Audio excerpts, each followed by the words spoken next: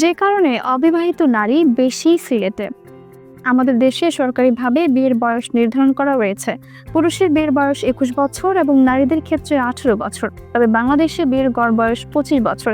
সেই হিসেবে দেশে বর্তমানে বিবাহযোগ্য প্রাপ্তবয়স্ক অবিবাহিত নারী পুরুষ রয়েছেন প্রায় 2,62,41,000 জন। এর মধ্যে বিবাহযোগ্য পুরুষ 2,09,38,000, যার বিপরীতে নারী মাত্র 53,03,000। অর্থাৎ বিবাহযোগ্য পাত্রের তুলনায় 1,56,00,000-এরও বেশি পুরুষ অবিবাহিত।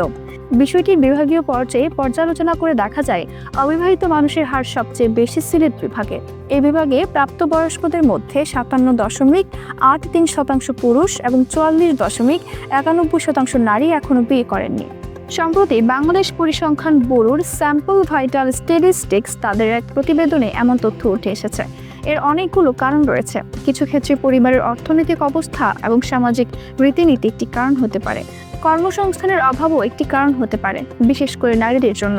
কিছু পরিবারে মেয়েদের বিয়ের জন্য উপযুক্ত পাত্র খুঁজে পেতে সমস্যা হয়ে যায়। অন্যদিকে কিছু পরিবার মেয়েদের শিক্ষার প্রতি বেশি মনোযোগ দেয় এবং তাদের স্বাবলম্বী হতে উৎসাহিত করে, যার কারণে বিয়ের জন্য উপযুক্ত সময় নির্বাচনে দেরি হতে পারে।